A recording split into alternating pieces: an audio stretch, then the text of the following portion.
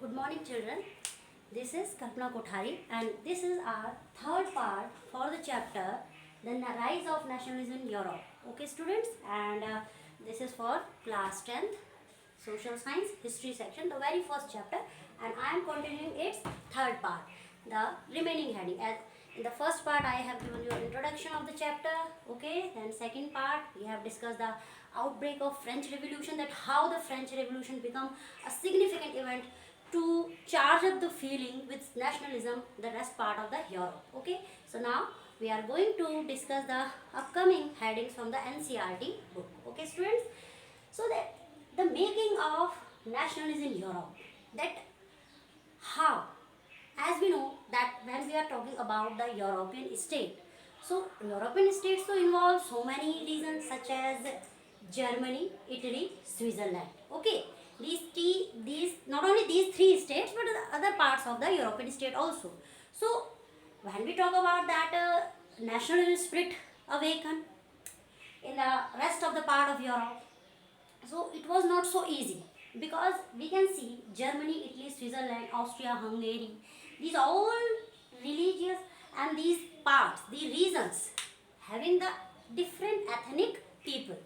When we say different ethnic people, it means the people are diverse on the basis of their language, their customary, you can say, beliefs, their origin, their festivals, so many things involved in the ethnic differences. So how it becomes so easy, or you can say what were the steps which involved to make up the people unite for a one single cause, that they have to forget about their own regional dialect, about their own particular religious belief, because beyond that, the feeling of nationalism, it means that they all belonging to the same nation state. So we are going to discuss it in this subheading, that the people of Eastern and Central Europe were not seeing themselves as sharing collective identity. As I told you that even in the nationalism in India we can take, or we can take the Russian Revolution or French Revolution, and now we are going up one step ahead, that we are talking about as a whole, we are saying the rise of nationalism in European state or in Europe. So it, why, and it is so easy to understand that the people were not ready to take themselves that they belong to a collective identity. And you can see that there are various reasons to think like that, because there was a absolute monarchy system. Okay, when we say absolute monarchy system, so obviously there will be royal people, then the second state, then the third state, or if there is no first, second and third state, so at least there were the people who were at the top on the basis of their accidental of birth, the royal people, the courtier, the bishop, okay, the priest, then the clergy, and then the middle class, and then the last peasantry group. So, and their rights were divided on the basis of their accidental of birth. So again, that it was too challenging for them to think they belong to a collective identity, because when we say we belong to a collective identity, it means we are enjoying the same rights and opportunity. That's why we feel so good and so cool, that okay, that being a citizen of a country, okay, these are the rights up to the age of 18 and above 18. We all are having our voting power. So basically we need something which realizes us that we all are equal. And when the feeling comes in our mind that we all are equal, then definitely we can say that yes, we all are Indian, or we belong to a collective identity.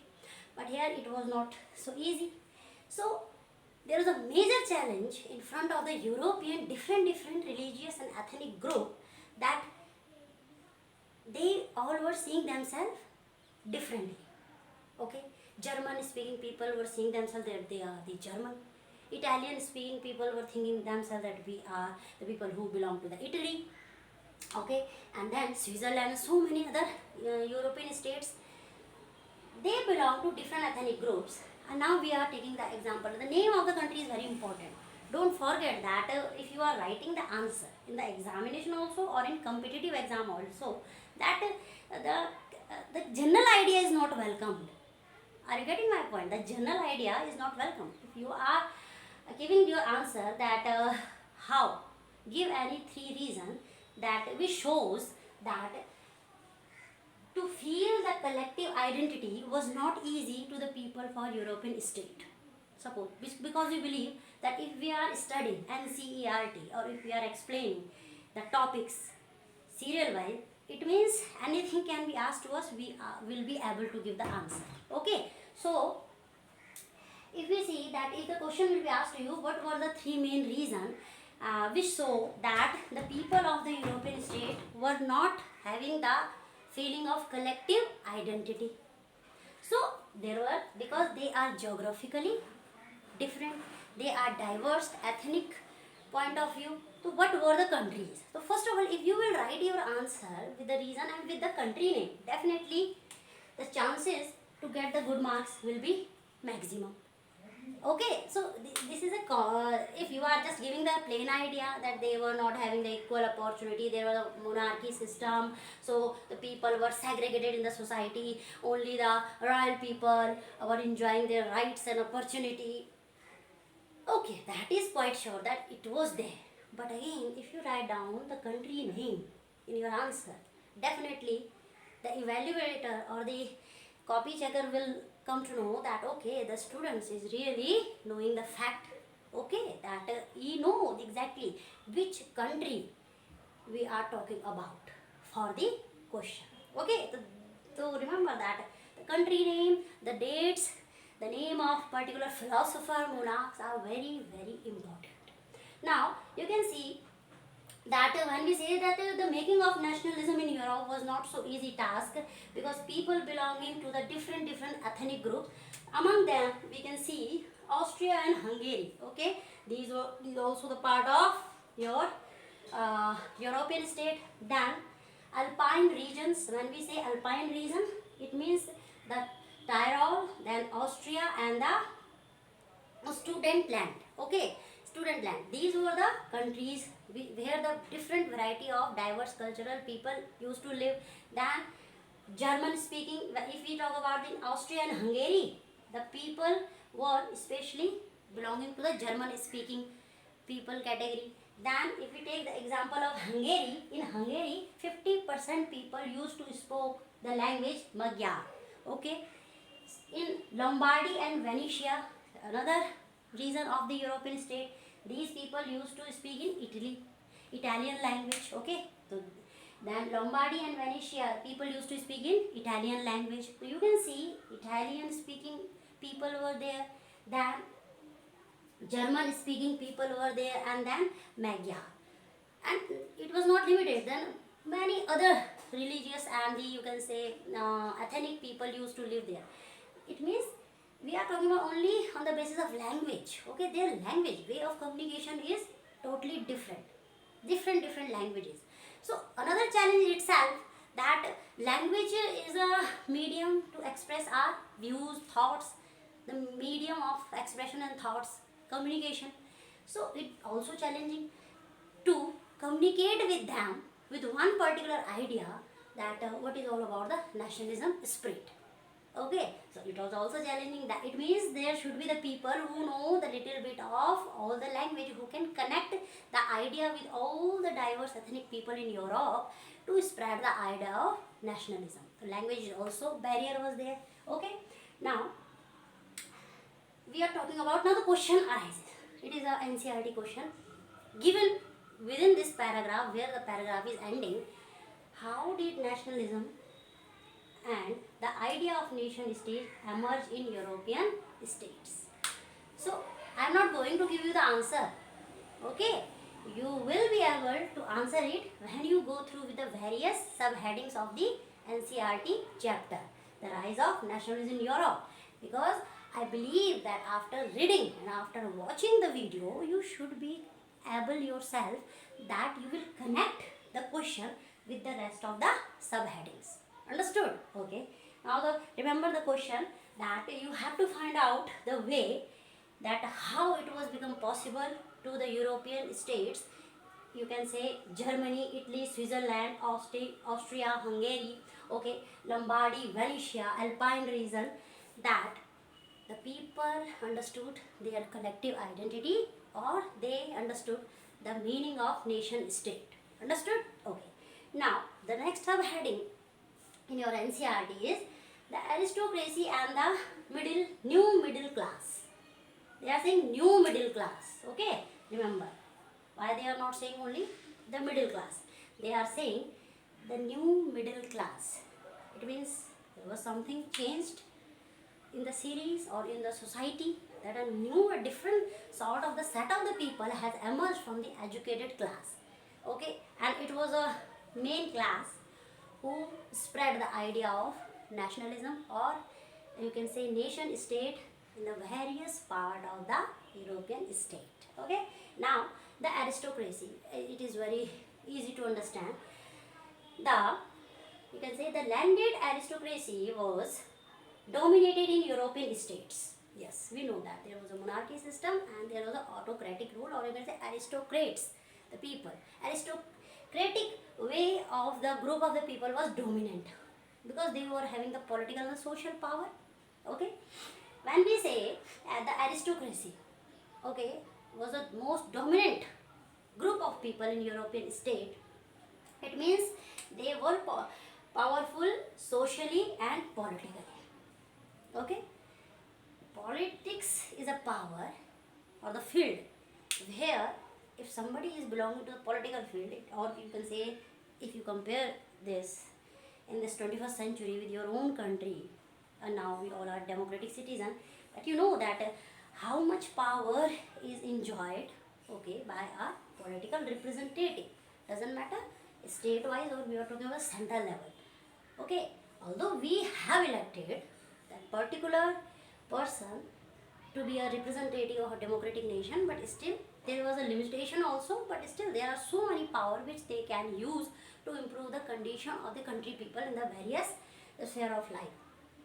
So here they are saying that politically only the aristocrat people were having the rights to elect their representative. Okay, the other poor or the peasantry group was not having their voting rights. Okay, so it is all about their autocratically, socially and politically, both power in the European states was enjoyed by the aristocracy or aristocrats people. Okay, now second characteristic of the aristocracy in the European state, they owned e-states. You know that. Connect the French Revolution. E-states. Okay, not states. It is e-states. They own e-states in the countryside, in the village side, to hire the, you can say, the agricultural labor, serfs. Okay, the peasants, they hire them and then they use them as a labor, as a bonded labor.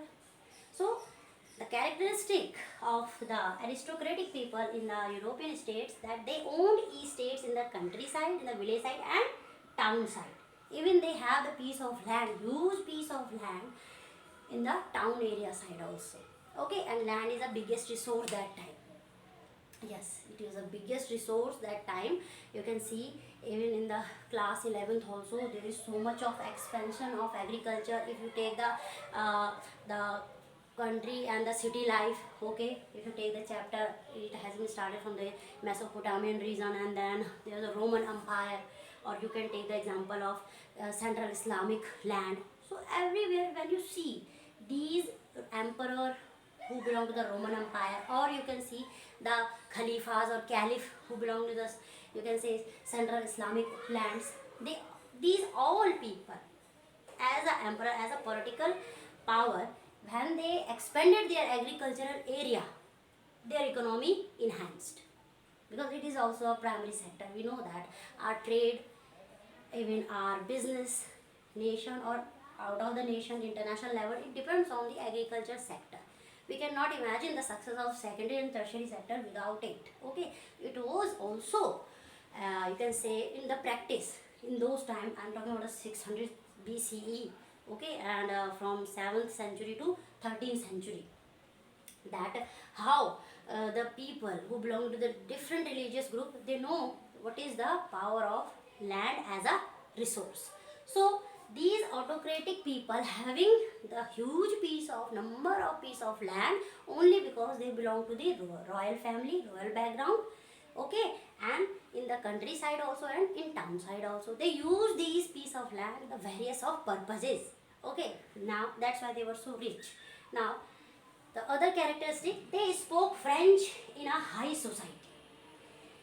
The aristocrat of the European state, their medium of language was French in the higher society as a diplomatic way.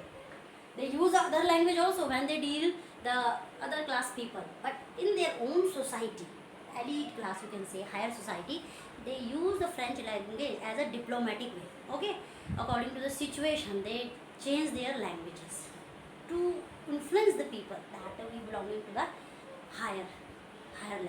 Okay, now they formed a small group of people. There is one, and this characteristic became the reason of their fall. Minority. They create a very minor section of the society. Okay, the aristocratic people were minor in number than the peasantry group.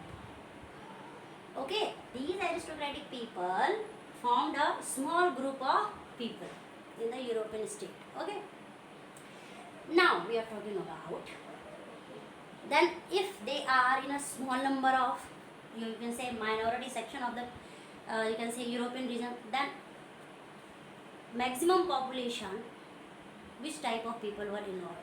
So majority of population belong to peasantry groups. Okay, in the European state, majority of the people belonging to the peasantry group, and these peasantry group involves the laborers, bonded laborers, agricultural laborers, that in the western part of Europe, the tenants, and in the eastern and the western part of the Europe, the serfs used as a agricultural labor. Okay, when we say tenants, so these were the tenants. You have to differentiate the both term. It is very necessary. Tenants were the people who used to do agriculture on the landlord's piece of land, and as a rent they have to offer them some sort of percentage of production, or the working hours they have to give, they have to work more for the landlords, because these lands were not their own. So these people were known as tenants. Okay, they have to give as a rent because they are using their landlord's piece of land. Then the serfs, eastern and the western part of Europe belonging to the serfs. Okay, it means agricultural laborers. Then again you can see, so these two categories, peasantry group of the European state formed a major portion of the population, and these major population plus the new middle class people associated with the idea of nationalism, nation state, and what strategy further they used, we will discuss in the next video. Till then, take care, goodbye, and watch the video, and if you like, share the video with your batchmate. If you have any query, I will be there to answer you. Okay, God bless you.